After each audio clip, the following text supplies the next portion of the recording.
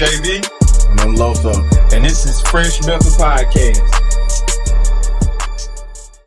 What's good, everybody? You know what it is. It's Phresh Mental. It's your boy JB. I'm Lowso. And today we got a special guest, Martezo Rodgers.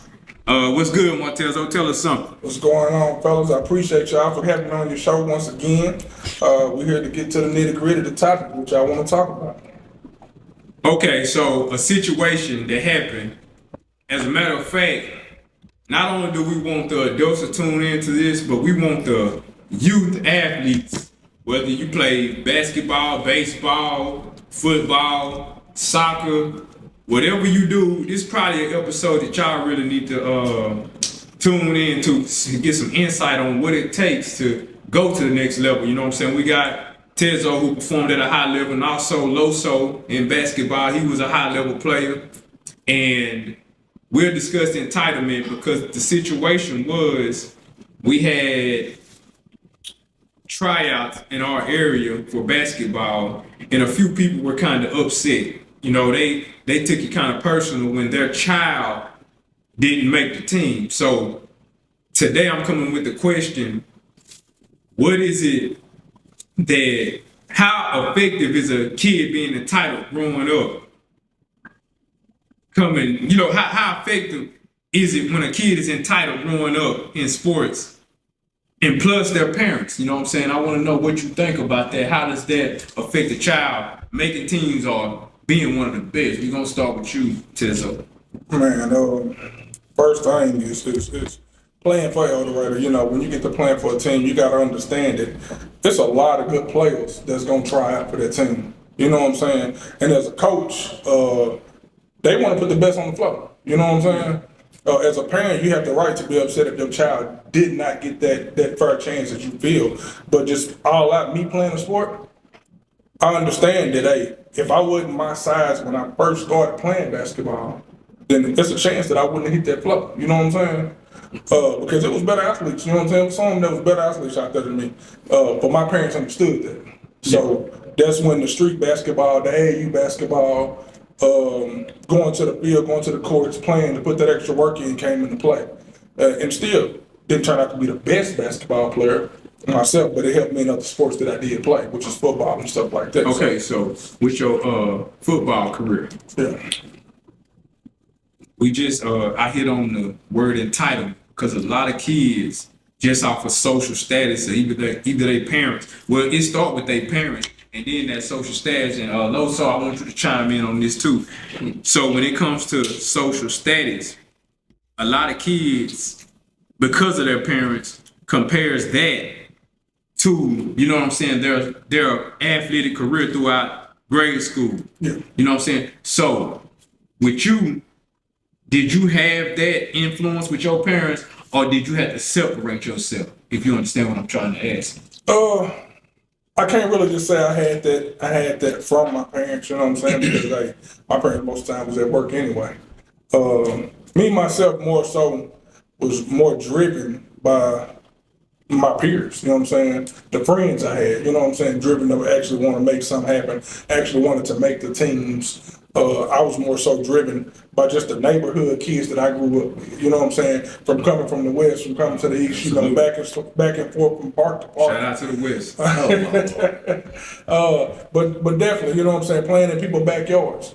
All of that took effect, man. You know what I'm saying? Going house to house to be able to perform the skills to play, you know, for the high school. So that was definitely one of the things that helped. And it helped a lot of kids, you know what I'm saying? It was a lot of kids that had the skill that didn't make it, that didn't play, but they could have. You know, they might was just missing a skill that the coach was looking for, whether it was, you know, people skills or whether it was how they carried themselves. That's just for take on the school that we went to and the coaches and what they was looking for, you know. So is it a fair thing? No. But is it reality? It is. But it teaches your kids a lesson too. You ain't gonna always get everything that you think you should have. That's what's gonna come into play with that. And my biggest thing with that is a lot of these kids growing up around here, they coached by their parent, their uncle, their mom, boyfriend, sneaky link. So they just given a position in P-League. Yeah. They don't got to work for it. But that's only hurting that kid in the long run because your mama sneaking link ain't gonna be the coach you get in senior high. Your kid gotta put their work in. Like we make all these excuses every week. All these kids don't got nowhere to play. Man, this goes over there by the fairground right now. What, you too good to play outside? Brand new go. You know what I'm saying? Like you don't got to go to the gym. Yeah. You can dribble a basketball down the street. Facts. We just look for something to give our kids an excuse. Oh, my baby don't got nowhere to play basketball. Go buy him a basketball goal. They got them at Walmart all day. Your kid too good to get a little son? But then when we get on Facebook and we say, oh, they did them babies wrong and they gonna run back to the streets. Your kid gonna run back to the streets just because they make the basketball team? Oh, you gonna let them because they didn't make the basketball team, basically. Nah, it don't supposed to be like that. If you want to make the team, get their little ass out there and make them work. I got a funny story about that. It was my 7th grade basketball year. Wasn't really good. My mom and dad that came to my basketball game. We was playing smack over. I think I played like 54 seconds. Got home. My dad had all type of jokes. Oh boy, you played 54 seconds. You ain't even like that. He said, but going forward, I ain't going to talk to your coach about, you getting some playing time. You gonna either work or you ain't gonna work. The choice is yours. Bro, from that day forward, I outworked everybody. And the proof was in the pudding. Like, my parents wasn't the parents to make excuses like these parents making these days. Right. And that's where, like, the 2020 parents versus when we was in school parents, Absolutely. These parents want to make excuses for their kids. Like, it's time out for that. Yeah. Make your kid get out there and work. Like, it's more to it than going to basketball practice just because the coach said. You got to work on your own. That's right. So what y'all saying is this. The parents do give these kids a sense of entitlement. You know what I'm saying? They make them feel like, oh, you've been doing this all your life. Oh, you've been doing this and that.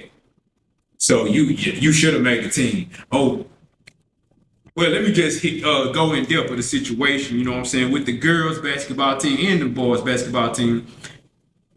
Don't quote me on this. This is alleged, but they supposed to eliminate all the JV, you know what I'm saying, all the JV basketball throughout, you know what I'm saying, the state.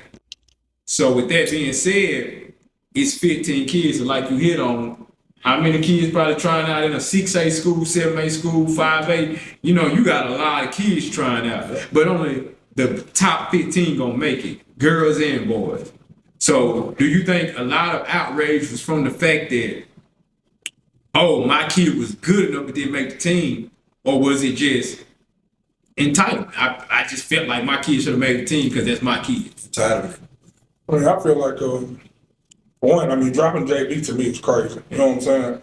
Don't get me wrong, I didn't have to play JV, but JV helped out a lot of kids. And of course, it killed a lot of little issues like this because it was people that wasn't, I'm going to say, number one at what they was doing, but, they was good enough to get out there and get them some one-on-one in, get them some basketball in, just something to do. You know what I'm saying? Yeah. So, which I would always add another 15 kids to the roster. Yeah. So, like I say, the JV team was always good. So I hate to hear that they're actually cutting that out. That sucks, really and truly.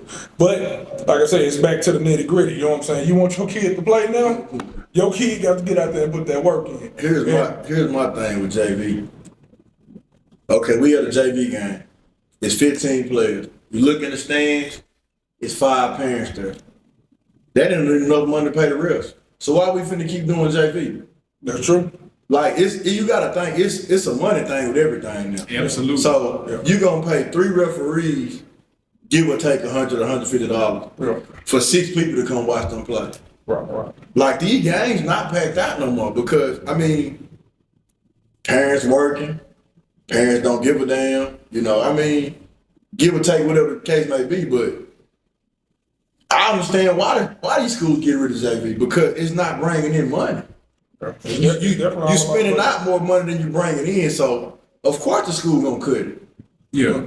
But that's when the senior high, the varsity, they supposed to help cover, the budget that JV didn't do. That's traditionally what's been going on the whole time, because everything is about a budget. You know what I'm saying? Everything's about a budget all the way from the nitty gritty, from the bus driver to the refs. You know what I'm saying? So what you saying? So do you think that finally schools are getting fed up with trying to cover, you know what I'm saying, JV with my varsity, you know what I'm saying, with my varsity revenue? Like, why am I trying to cover that when I can just get rid of it and we can save that money? Save that money. That's right, and that's what it sounds like to me. To be honest with you, it sounds like they're just getting rid of that process because, like you said, it ain't bringing in no revenue, and if it ain't making money, as we all know, it ain't making sense. It ain't making sense. So I mean, going forward, like if your kid didn't make the team, you need to be right now today. You need to be sitting down with your kid, telling them, "Hey, let's get some type of workout plan for you to make the team next year." That's what I was finna get to. So it's a lot of parents that were outraged. Oh, that. Oh, this person didn't start. This kid that made the team. You got a lot to say, but what are they doing now? That would be my question for them now. Like, it done died down. What are you doing now? Like, are you even thinking about basketball anymore? I know what they're doing right now. What's that? It's the summertime school out. They playing at PS5. And they not worried about it. They ain't worried about it. It's not on your mind no more. It ain't on your mind no more. You take us back to 2005, 2006. Outside every day. Outside every day. And I know for a fact, me and him, AAU team was back down at that Boys and Girls Club playing. Because he was the team right up under me. Hey, we was playing, you traveling to Little Rock, you know what I'm saying? You traveling, man, we went to New Orleans, we went to Florida. Shout out to Russell on that, because he was definitely, him and Tick was ones, getting it together for us. But man, able to get out and compete with some more talent in the state itself, you know what I'm saying, in other states. We went to Ruston quite often.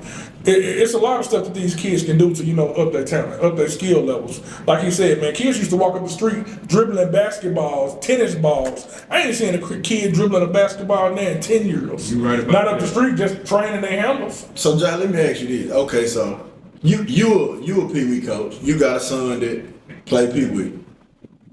And I saw your son play.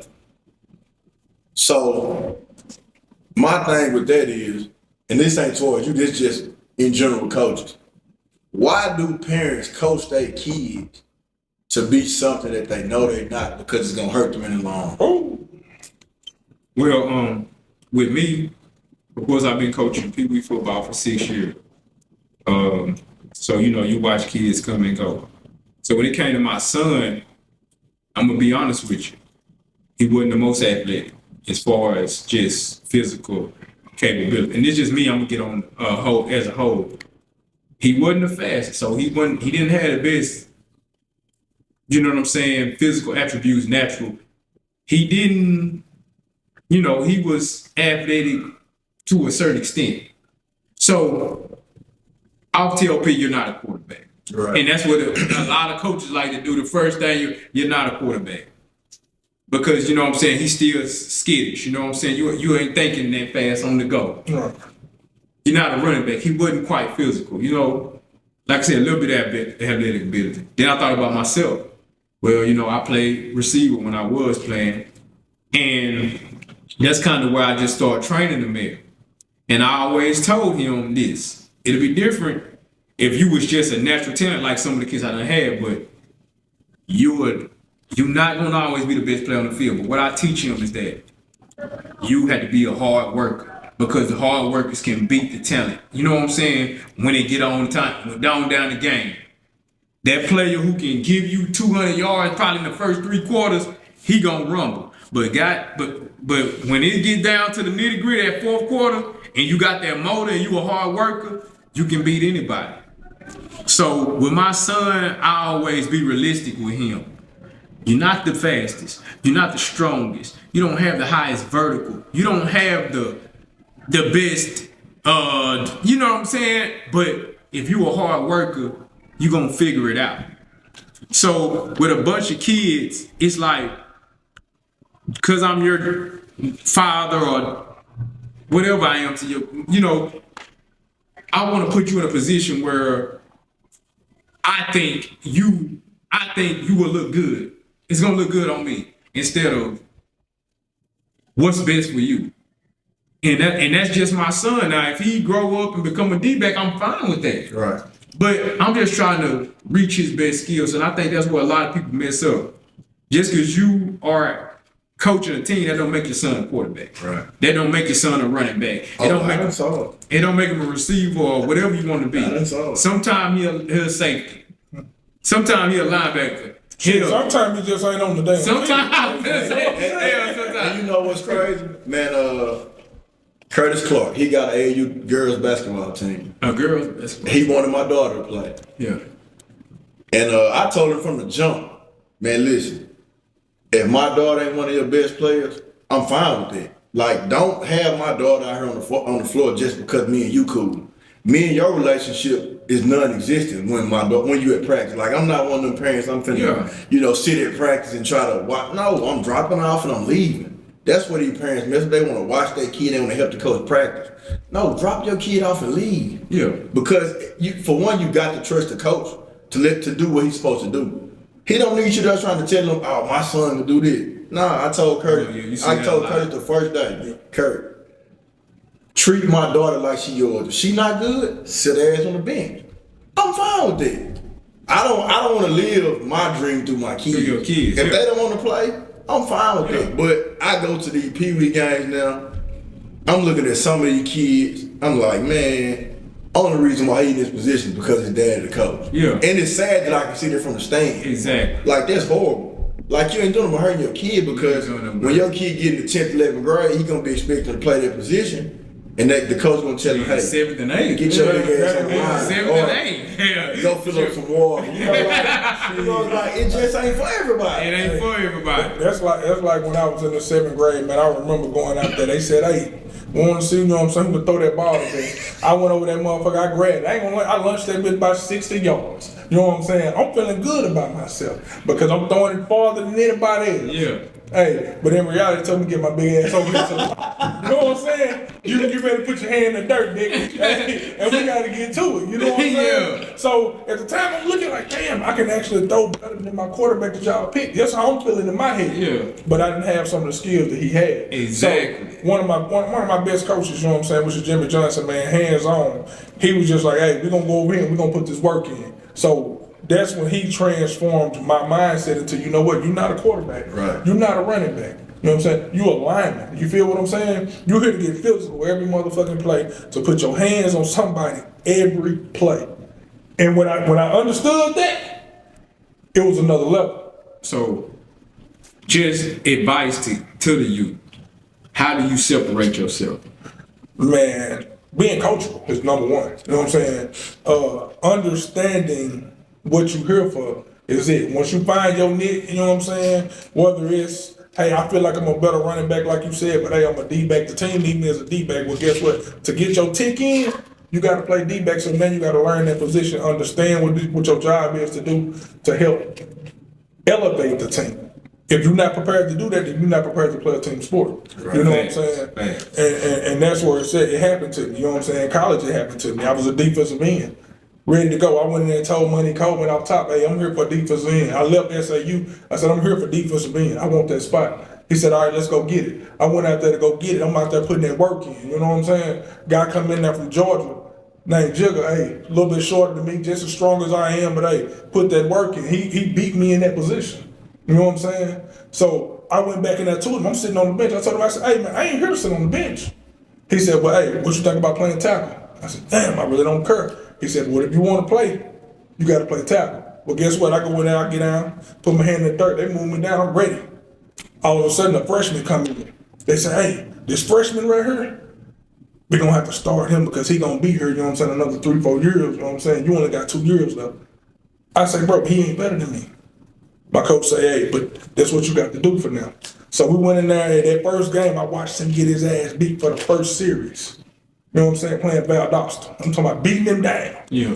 When my time came in, boom, I hit old boy in his mouth straight off the line and told him, hey, Dick, I'm hurt. Hey, that next play, my dad got a picture on my wall right now, my hands on the quarterback that very next play, picking him up. I'm ready to drop him.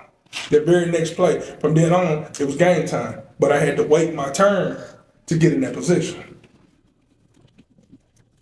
Put your work in. And that's where the entitlement comes in, because kids, the youth these days don't feel like I gotta think like that. I don't have that mentality.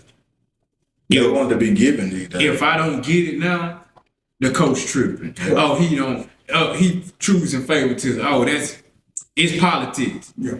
I think that's the biggest thing wrong with sports when we start saying it's politics. Oh, it's rigged. Oh, that's the worst thing that happens in sports more than anything, which it probably be. I don't know. You know what I'm saying? But it's not the kids, though. But it's not the kids. It's not the kids. It's the parents. It's the parents. When you sitting at home with your kid, eating dinner at night, you talking about these coaches to your kid. And You brainwashing them. Okay. So now my parents saying, you know, these coaches don't like me. So now in my head, I'm going to school saying these coaches don't like me.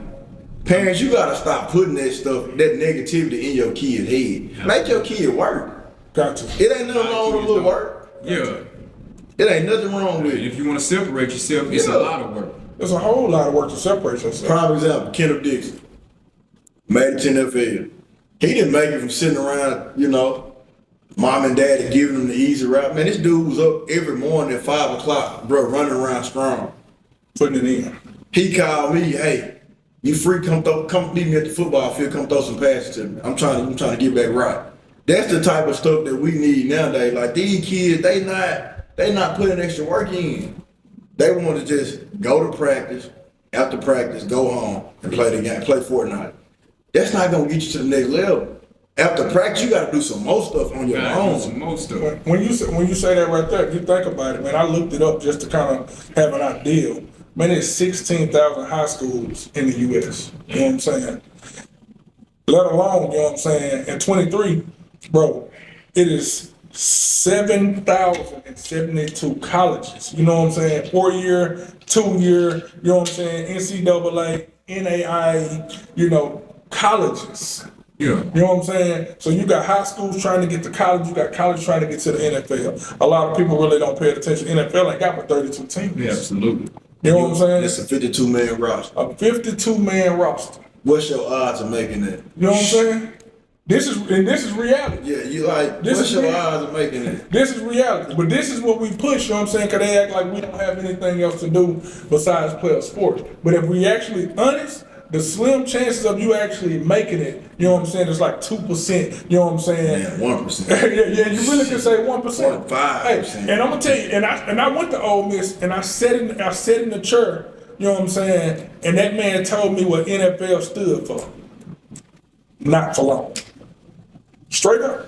He said NFL stands for not for long. I got everything sitting right at my dad's house, which is right down the street from here now. Hey, I'm talking the letters that they sent me from over there offering the scholarships. When I went and sat in this man's office, he said straight up and down, you got exactly what it takes. He said, you got exactly what it takes, you know what I'm saying? But what I didn't have, hey man, I was lacking in the classroom. You know what I'm saying? Didn't care about schoolwork. So hey, I'm hollering at mother, hey man, let me see your work real quick.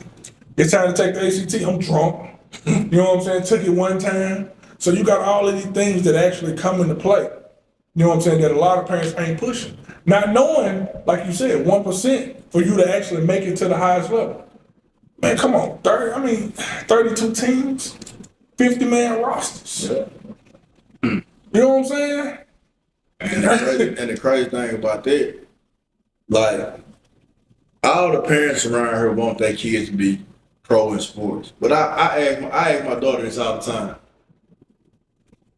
An athlete has never been the richest person in the world. Right. Facts. So why do we want to be that so bad? It's they think it's the easiest way to become. You know what I'm saying? You know, I get it, but like it's so many ways to get paid. You know what I'm saying? Like like just because you don't make it to the NFL don't mean you're a failure. Yeah. It's like you can graduate and be a doctor, a lawyer, anything to get paid. So do you think that's a thing with all culture? Man, it's African American. It's like, you know what I'm saying, that thing of all culture. I feel like we train our minds. I feel like it's just something that go down the line. For example, our parents want to do it, they fail. So they put it in us, we fail. When I say us, I'm speaking in general. Yeah. They put it in us, we fail. So we put it in our kids.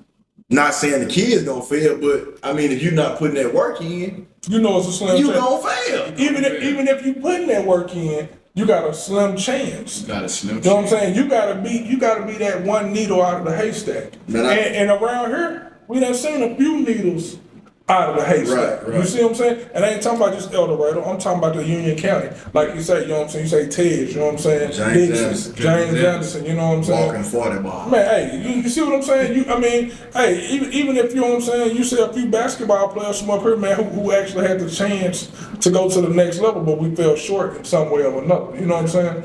But we got a few people that went that distance. You know what I'm saying? It's a needle in the haystack. I mean, I got 2 kids in the house right now that love cheer. Lakin and Kay, they love cheer. But they know cheer only goes so far. Yeah. Like, so we got to have a plan. You know what I'm saying? Like, what we gonna do in college? Got to. And then I'm gonna tell you another thing though, even when they push college out, you know what I'm saying? We both went to college. You know what I'm saying? They push college on us every day, all day.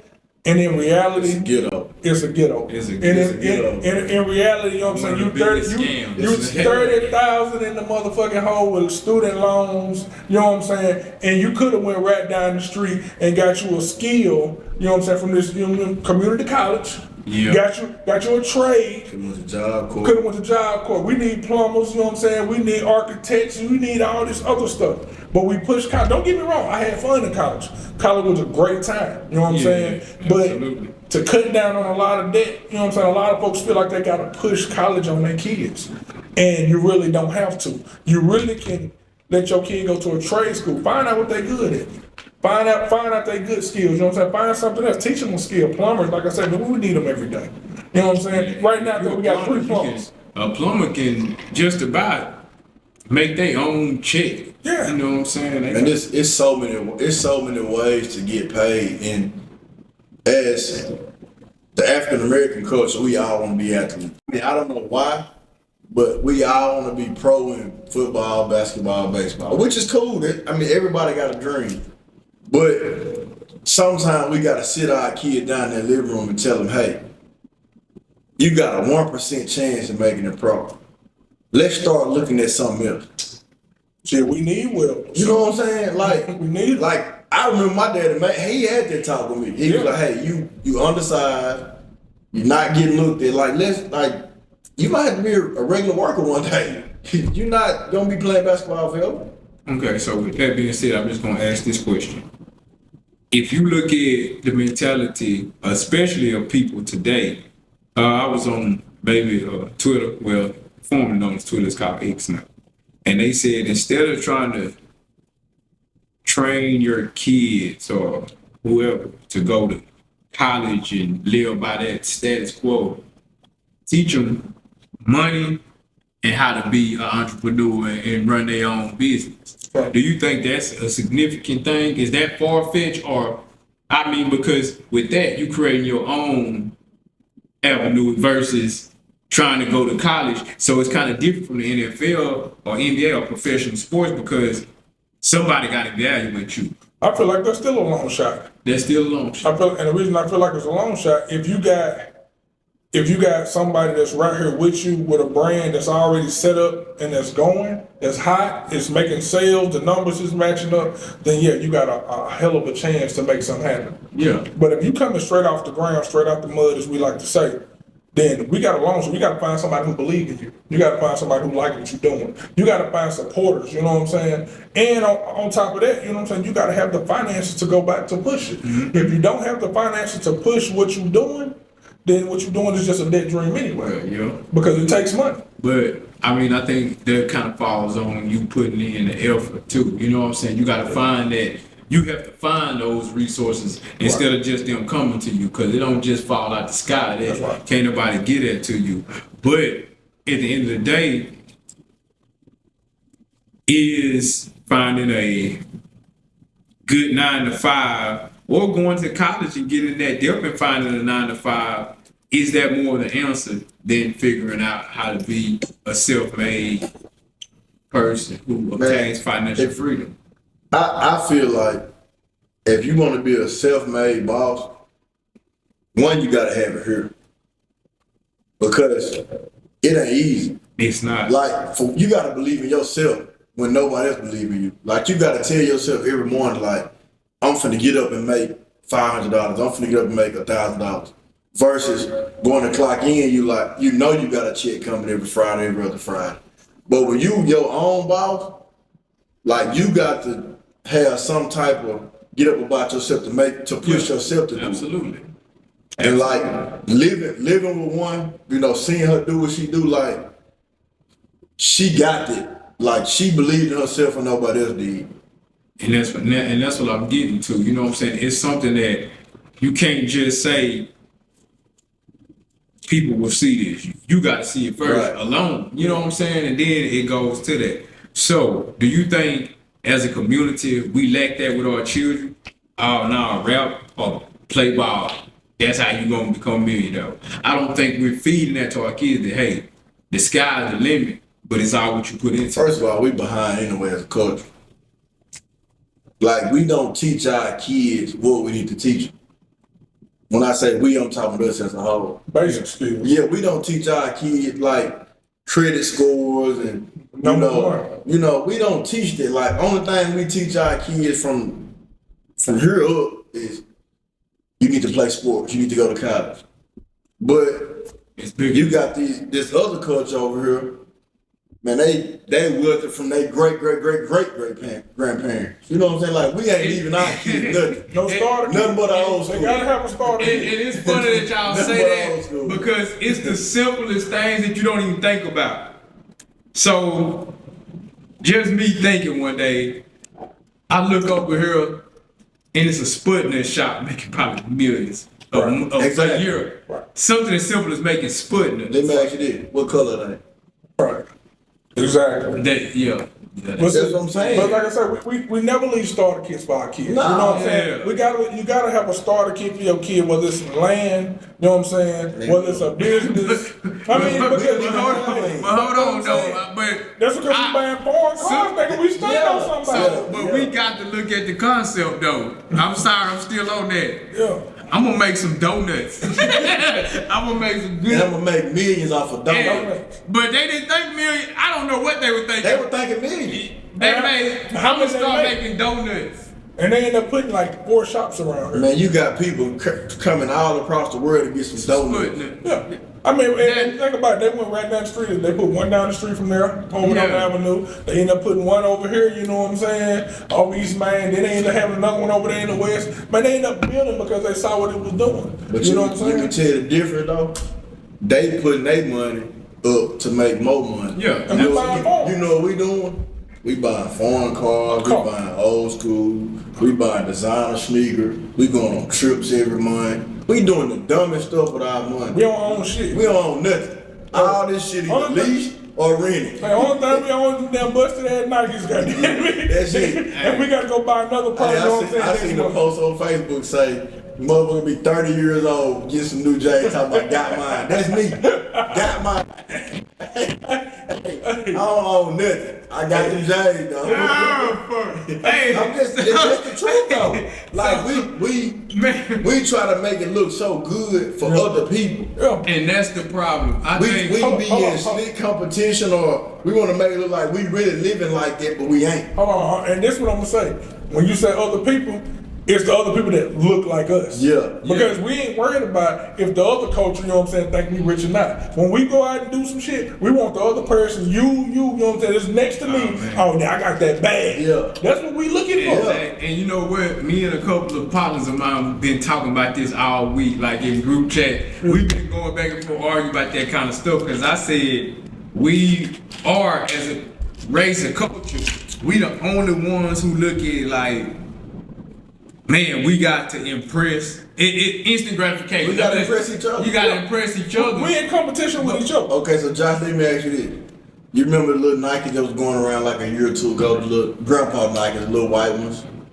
The white and navy blue Nike. Yeah, I remember. Okay, so the average Caucasian male, I'm going to say age 40 to 60, he got about 5 pair of them. They $40.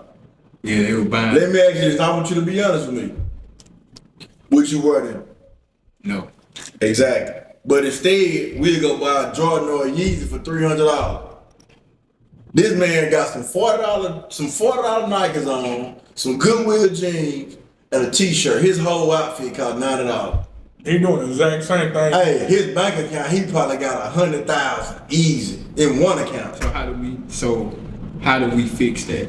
That started from the root. Man, it started before him. It started with his parents, his grandparents. It's like a domino effect. But they set each other up from 40, 50 years past versus us. Okay, when our parents died, what we get? Ain't got no starter kit. You know what I'm saying? We don't got a starter kit because we came from nothing. I will say that this, and because of, you know what I'm saying, we working pretty good jobs, we are starting to learn that life insurance is a major thing, and that's where a lot of it started. But then, but we're not even talking about life insurance. I'm saying to what can start it though. Yeah. I mean, if you got the right policy, that can start a good. But then we got people who get that kind of blow it. And all of a sudden, you the number one stunner in the area. Man. And it don't last 6 months. Man. I'm gonna tell you, man, when Starter Kit really opened my eyes, bro, I was actually at UAPB. And when that professor said, stand up, you know what I'm saying? Everybody stood up. He said, everybody stand at the wall. Then he asked everybody in there, he said, if you got both parents at home, I want you to take a step forward. Got a few people took a step forward. That day. He said, you know what I'm saying? If you started at college with a car, I want you to take a step forward. Yeah, a few people took a step forward. He asked people in there, he said, if your school is paid for, I want you to take a step forward. Everybody took a step forward. So long story short, he kept asking different questions. And before you know it, at the end of it, he said, now take a look behind you and see how many people you was actually ahead of. And it was people from here to that wall over there. Me, myself, I wasn't at the very back. I had a few of them steps because I had scholarships, I had a car, my daddy made sure I had a phone. So I had a few of them steps on a few of them people. Yeah. But it was people behind me. It was people back there, you know what I'm saying, who didn't have no car. It was people back there who didn't get nothing. They had no type of starter kit. But some people got starter kits. You see what I'm saying? Yeah. So it's a different level. We gotta really evaluate our situation and real deal give our kids a starter kit. You know what I'm saying? Start saving. So me and him had this conversation all the time. Save some money for your kids. You know what I'm saying? Yeah. Put them a little something to the side. I don't care if it ain't but $5 or $10. That way, when they get ready to do something, go to college, you can get them something. You know what I'm saying? Go ahead and start buying some land. There's land around here all the time. Like I said, a lot of us ain't got no damn land, but they ain't making no more land either. They ain't making no more. They make cars every day.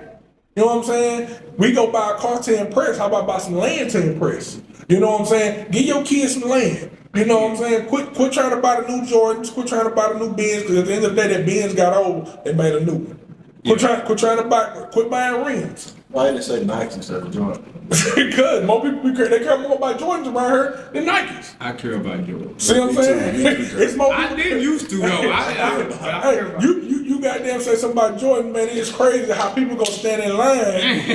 I'm for real. I don't know why y'all be trying to impress this man. I'm not standing in line. That's what I'm saying. Y'all think he be standing in line buying Jordans, and then he be laughing at folks like, haha, I already got them, man. He for the like, man, you think this is no bullcrap, y'all. This is off subject. Like, bro, people be coming up to me like, man, I got them J's that came out Saturday. I'm like, oh, that's cool. They came out in like 2012. I got 4 pair. Yeah, I just wore them like last week, so I don't need them. Like, don't try to impress me. Impress your kids. Stop doing that. I don't care about your collection. I don't care what you got. Let's start impressing our kids and stop trying to impress each other. That's where it's at. Because I'm just being honest, I love both of y'all, but I don't really care what y'all doing. Like, do something for y'all kids. Don't do it for me. That's it. Because I'm doing this shit for my kids. Hey, I'm telling them right now. And I tell him that, hey man, look at here. I don't care nothing about no damn joy. I can go get me 3 pair of Air Force Ones for the price of them damn joy. I can get me some, I can get my daughter some, get my old lady some. Hey, You can't go wrong with Air Force. Man, they trash. Hey, see what I'm I knew you saying? gonna say that. But guess what? But how they trash, but I put some shoes on them 4 feet. What he said a while ago about that man with them $40 shoes? They trash. So his shoes trash too. Who mine? No, I'm saying the man that had the $40 with the Yeah, $100. But what did you say? But he had 100K. That's what us brothers need to start working in. Exactly. You know what I'm saying? Like sometimes, and we got to look at the bigger picture. Like, do we actually need this designer belt? Do we actually need this foreign car for $60,000 to $70,000? Because that's somebody else's last name. You know exactly. That's somebody. We made somebody else richer. I'm gonna say this. Nothing in the world worth having, worth obtaining, whether it's a social status, is gonna come easy. I agree. So do you think if you are willing to put in that work and go through that struggle and that hard work, then it's more common that you can obtain? You know what? I ain't gonna get in the story because I get mad about it. But you know what though? I just had a situation, and Shakola can vouch on it. We had a situation that happened this past week, you know what I'm saying? Probably like a day yesterday or something. And I ain't gonna get into it, but it was unexpected. But it's something that has to happen in order for you to move on. And they say, and it was involving my brand, they say the hardest lesson taught is about this. Facts. If you're willing to go through that kind of stuff and stay 10 toes down, because it's all part of the game, it could have been avoided. I'm going to say that, and I'm pissed off that it wasn't avoided, but it could have been avoided. It was your fault? No, it wasn't my fault, but we a team. I'm going to just say that. So, what people got to understand is that It must have been your fault. no. Because birds looked over to the side. Speaking of, man, why I ain't got no black shirt like that? Why ain't But got no shirt? listen though. I think the think big men need to people work. gotta understand that nothing in life worth having or at a high standard comes easy. So do we just sit there and keep saying, oh well, this ain't it, hey, this unobtainable? And I understand that our parents gotta be realistic with us, but somebody gotta break the mold. Like they say, break a generational curse. So just like we say, man, you gotta learn to put them joints to the side and go get this so you can have that extra money to invest in your kids, Right. in yourself. Right. You have to be willing to do those things in order to get there. It's not far-fetched, but the sacrifices have to be made, and sometimes you gotta make choices and do things that you don't want to do. How do we get to that instead of just the instant gratification or I gotta have this whip or this car for them to see me? For one, to get to that, we got to grow up. Like, we too old to be trying to impress The next. the next person standing right beside us. Like 9 times out of 10, the average African American, I'm saying African American because that's what we are. When we go buy something, the first thing that pop up in our head is, oh, I'm finna stun on him or I'm finna stun on her. Yeah. Like, nothing we buy is because I genuinely like that or I genuinely want that. We always trying to be one better or one up on the next person. That's just the truth. It's just in our DNA to be one up, or people can always say, "Oh, it ain't no competition." Man, yes it is. I hate when people get and say somewhere and say, "Oh, I ain't competing with nobody." Yes, you is. Yeah, you compete with somebody. It's just the truth. Like, we all compete with somebody, whether it be friendly competition, enemy competition, but we all compete with somebody. And everything we do, buy or say, it's got something to do with stunning the next person, being on up on the next person, or being better than somebody. It ain't never, I'm finna make this move to have my kids straight for the next 40 years. We just thinking in the now. We ain't never thinking in the future. It's always the now. Definitely can agree with that, because whenever I go say I go get dressed, I say, hey, a big dog got to do it for the big dog. See what I'm saying? See? Hey, you know what I'm saying? Hey, because you can't be big, sloppy, can't dress, and stink. You got to goddamn do something. You know what I'm saying? Even with dressing inside. Presentation is everything, though. But I'm saying though, like, why we just can't go do something nice and say, I did that for me. Right, facts. You know what I'm saying? I feel you. It's always got to be something else to come with it. Yeah. I always tell And then them. you get on social media and throw your slick shots in. Man. You know, social media. Tim, John, Dick, and Harry. Social media the worst. Man, social media is a mess because we made it like this. We Definitely made it with So, we finna get to the closing point. So I got a question, and it's a two-way question, but I want both of y'all to hit on it. You know what I'm saying? And take your time answering this question because it's something that I think everybody needs to hear. First and foremost, the first question is, what would you tell your younger self? You can go back to whenever was a significant role in your life, you know what I'm saying, a turning point in your life. What would you tell your younger self if you could go back in time? And then the next question is, what would be your message to the youth today? And I want y'all to think about everything that the youth going through and how they move versus, because they move way different from how we moved when we was teenagers. So that's a two-way question. We're going to start with you, Tezo.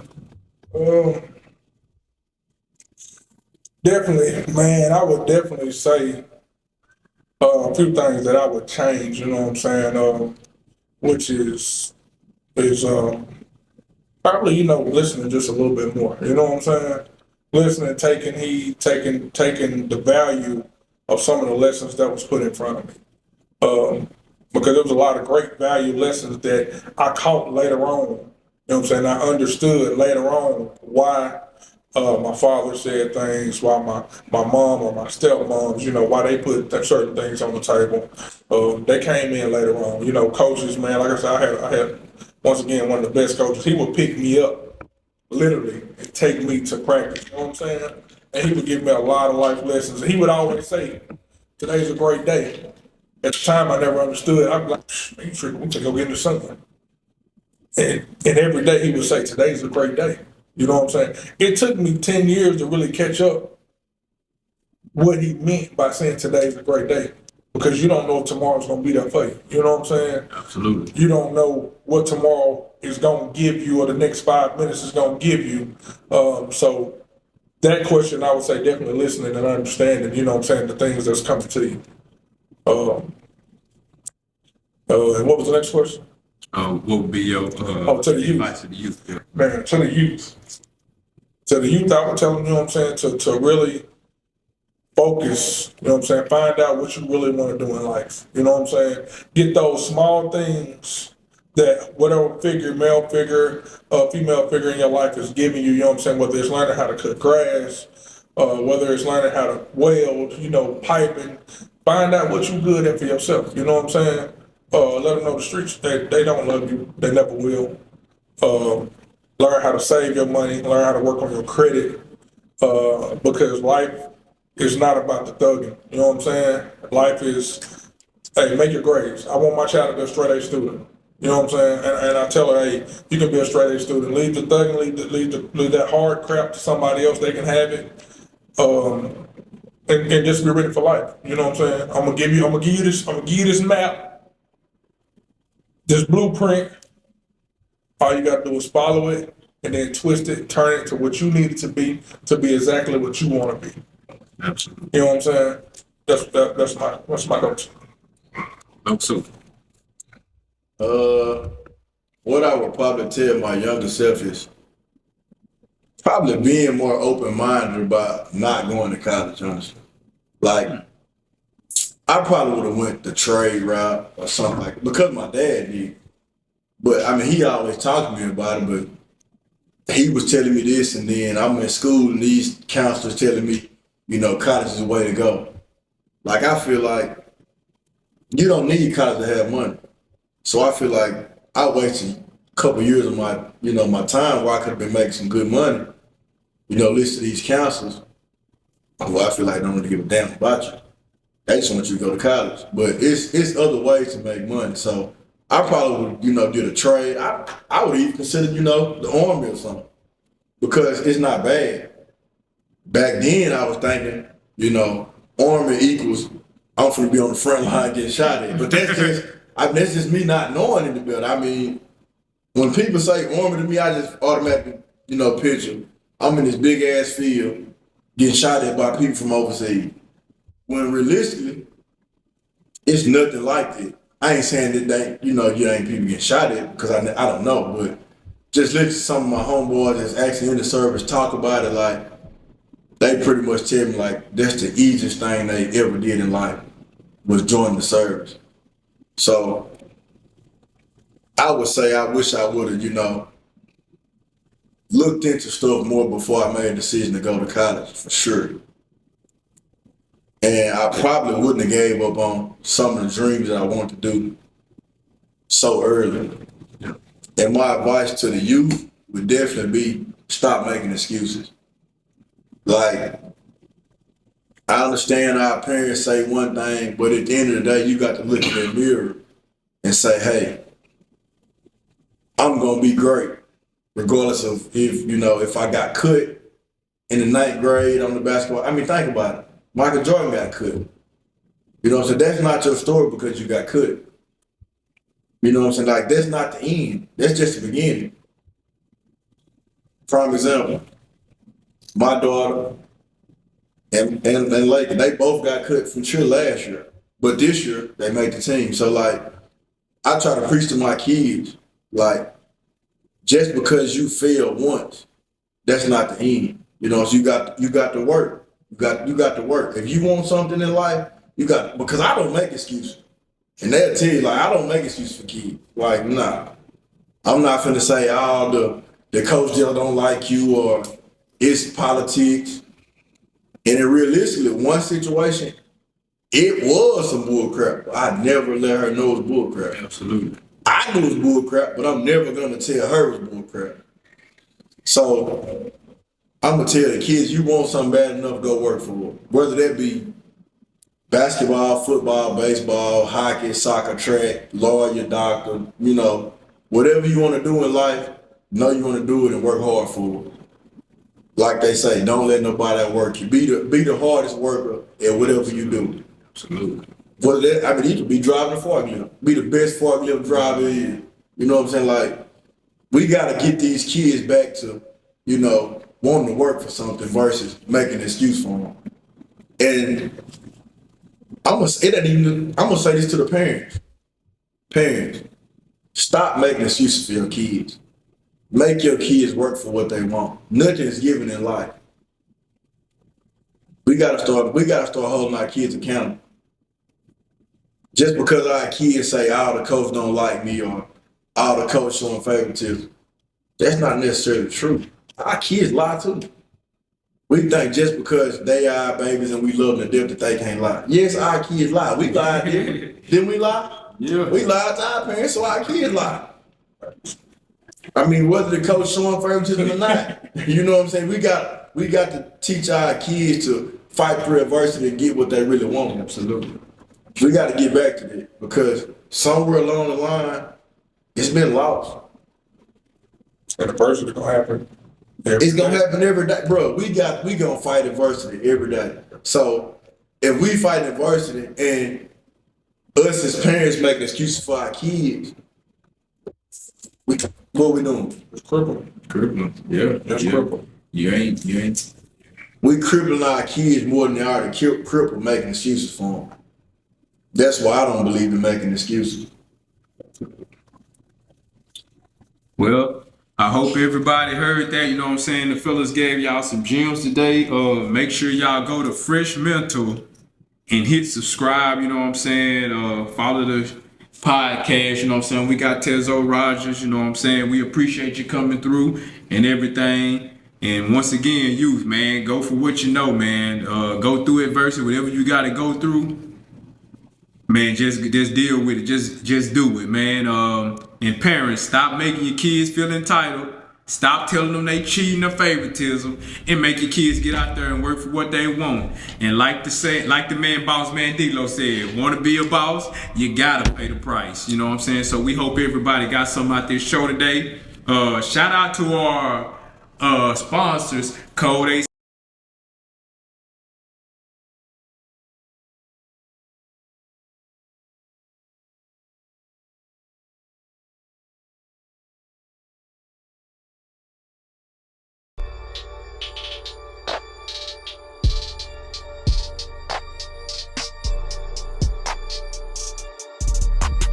Pick it up, boss.